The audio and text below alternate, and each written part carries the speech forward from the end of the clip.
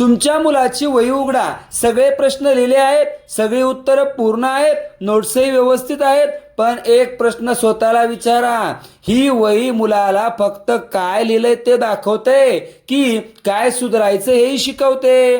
कारण वही म्हणजे फक्त गृहपाठ लिहिण्याची जागा नाही. योग्य पद्धतीनं वापरली तर वही मुलाच्या शिकण्याचा आरसा बनू शकते.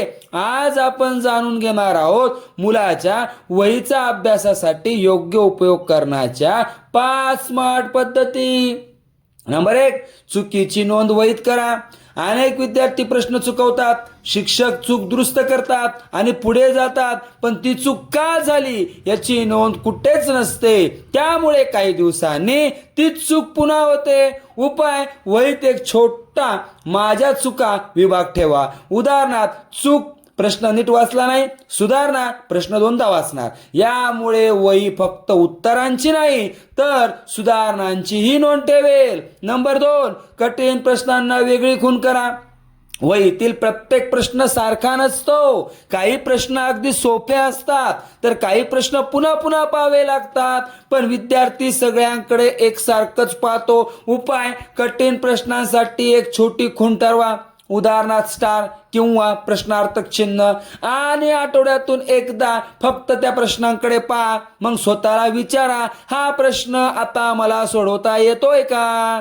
यामुळे कमजोर भाग पटकन लक्षात येतो. नंबर 3, शिक्षकांची करेक्शन पुन्हा पहा. शिक्षकांनी वही तपासली, चूक दाखवली, काही सूचना लिहिल्या आणि विद्यार्थी पुढच्या पानावर गेला, पण खरं शिकणं तिथंच थांबतं. उपाय, शिक्षकांनी केलेले करेक्शन कडे आठवड्यातून एकदा पहा आणि स्वतःला विचारा, सर किंवा मॅडमने ही सुधारणा का सांगितली? यामुळे विद्यार्थ्याला फक्त गुण नाही, सुधारण्याचा मार्गही समजतो. नंबर 4, जुन्या चुका पुन्हा तपासा. समजा एका महिन्यापूर्वी गणितात एक प्रकारची चूक झाली, आज तोच प्रकार पुन्हा आला, तर मूल पुन्हा तीच चूक करतं का हे तपासणं खूप महत्वाचं आहे. उपाय, आठवड्यातून एकदा जुन्या चुका पुन्हा सोडवा, पण यावेळी जुना उपाय पाहू नका, स्वतःच प्रयत्न करा. जर प्रश्न आता बरोबर सुटला तर समजा सुधारणा झाली आहे. नंबर 5, वहीचा वापर फक्त लिहिण्यासाठी करू नका. ही सर्वात महत्वाची गोष्ट. वही म्हणजे फक्त शिक्षकाने दिलेला होमवर्क पूर्ण करण्याची जागा नाही, ती असू शकते रिव्हिजनची जागा, रायटिंग प्रॅक्टिसची जागा, चुका शोधण्याची जागा, कन्सेप्ट समजून घेण्याची जागा. उपाय, धडा पूर्ण झाल्यावर वही बंद करण्याआधी स्वतःला 3 प्रश्न विचारा. आज मी काय शिकलो? मला कुठे अडचण आली? अजून काय सुधारायचं आहे?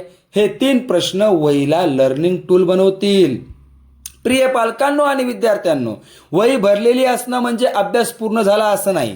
खरी गोष्ट अशी आहे, वहीत किती लिहिलंय यापेक्षा वहीमुळे किती सुधारणा झाली हे महत्वाचं आहे. म्हणून आजच मुलाची वही उघडा आणि पहा, जुन्या चुका दिसत आहेत का?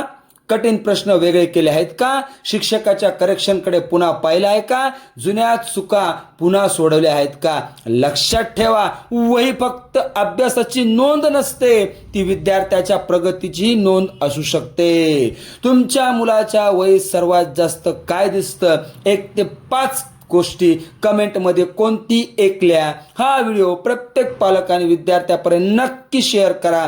अशा स्टडी स्किल्स, फाउंडेशन लर्निंग आणि स्टुडंट डेव्हलपमेंटसाठी सक्सेस फाउंडेशन अकॅडमीला सबस्क्राईब करा. धन्यवाद.